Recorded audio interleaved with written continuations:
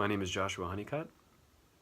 The grade level for this unit plan that I'm adapting it to is grades 7 through 12, that's junior high school and high school, as well as adults at a community center, and this is for English language learners in Japan.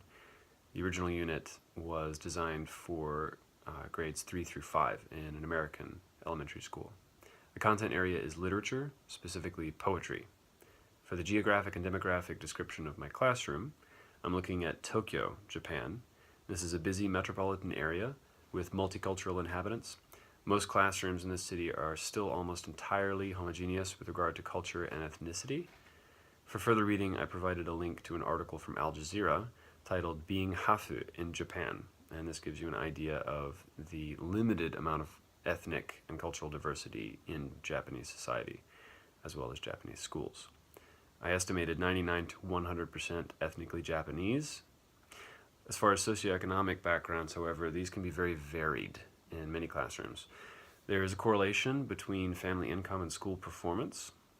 And for further reading, I have an article about interviews with teachers in Japanese schools, and they discuss their impressions of the relationship between socioeconomic status and school performance. Based on statistics from the Japanese government, I've estimated approximately 17% low-income socioeconomic background for students. This lesson focuses on poetry. Using everyday topics or themes is kind of the focus here, and the idea is to cover definitions of poetry, definitions of poetic forms, and then looking through literature to find examples, as well as writing poetry following specific forms. It's highly adaptable to include whichever forms you want, and one of the major modifications I did was to remove haiku as one of the forms for study. Since that's already a traditional Japanese form, it might be a better way to access prior knowledge for students in Japan than a full lesson. For resources, I suggested creating print Japanese translations for the poetic form definitions. The standards listed here are for grade 3 in North Carolina. As far as materials and technology, handouts of poems would be very good, but computer files and computer projectors and things like that are not often available in Japanese classrooms. So instead of using these as extra time extensions, they could rather be for time booked ahead of time in a computer lab, which many schools do have available. So those I have modified for each lesson in order to take into account the lack of technology in classrooms.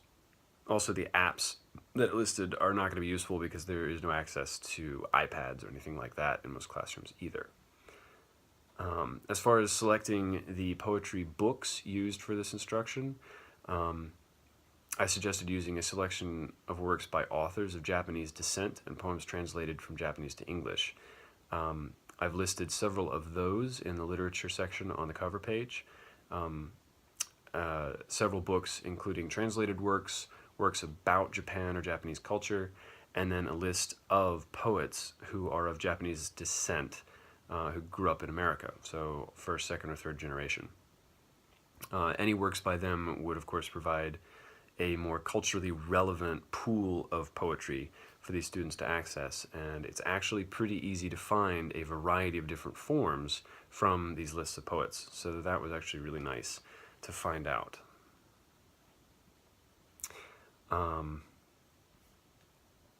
Yeah, the other changes that I included here were some extra resources for teachers trying to adapt these plans, including some sources on introducing reading poetry and writing poetry with English language learners, and some further reading on poetry specifically for ESL classrooms, which could help with TESOL instruction in a foreign country.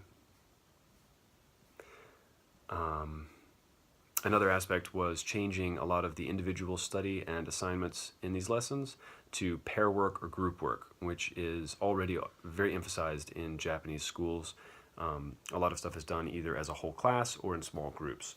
So adapting that to that format would definitely help with instruction. The final element for change is making sure that there are opportunities for the JTE to help translate, which means preparing things ahead of time with them as a cooperative teacher, so that when discussing more elaborate concepts or definitions, that you have the assistance to help students understand. Even though the instruction might be in English, there are opportunities to provide definitions or translations in Japanese.